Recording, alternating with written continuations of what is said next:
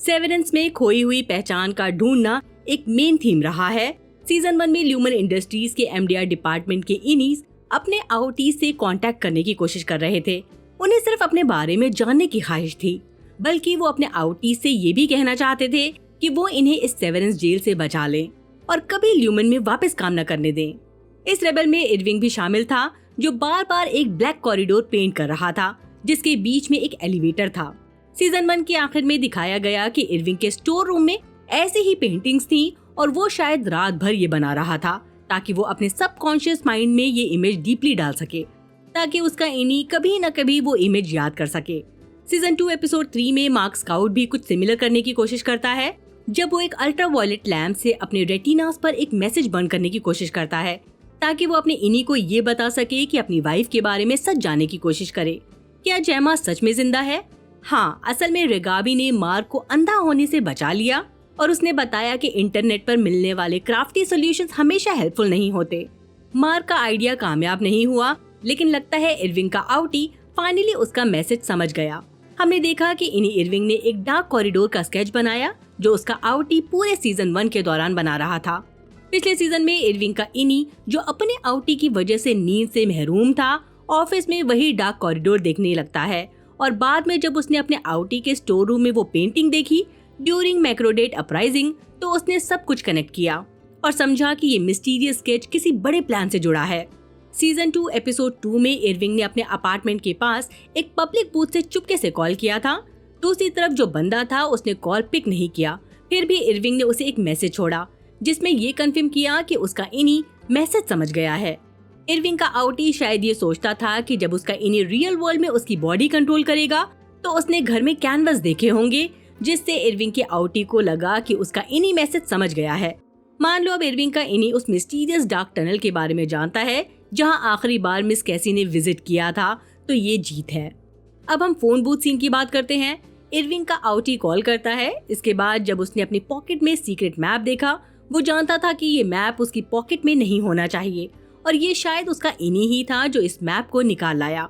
इससे वो ये समझ रहा था कि उसका इनी भी उसी रास्ते पर चल रहा है। फोन बूथ सीन जो लियोनोरा अपार्टमेंट के पास हुआ, सिग्नल देता है कि बर्ट शायद इरविंग पर नजर रख रहा है। अब तक हमें ये पता नहीं चल सका कि सेवरेंस सीजन 1 की एंड में इरविंग के इनी और बर्ट के आउटी के बीच एग्जैक्टली क्या हुआ। तो एक पॉसिबिलिटी ये हो सकती है कि इरविंग ने बर्ट के डोर पर जानबूझकर खटखटाया और सीन क्रिएट किया और इस वजह से बर्ट का आउटी इरविंग के आउटी पर नजर रखता है और उसका पीछा कर रहा है। इसके अलावा इरविंग के आउटी ने खुद को बर्ट के दरवाजे के बाहर खड़ा पाया, तो उसे काफी ऑड लगा होगा। अब वो जानता है कि उसका इनी एक सेवर्ड एम्प्लॉय बर्ट से कांटेक्ट करने की कोशिश कर रहा था, तो इसका मतलब है कि वो शायद बर्ट के आउटी से बात करने की कोशिश करेगा। अब बात करते हैं उस मिस्टीरियस पर्सन की जिससे इरविंग का आउटी बात कर रहा था। क्या ल्यूमन में कोई मोल है जो इनी पर नजर रख रहा है और उनकी इंफॉर्मेशन आउटीज को दे रहा है?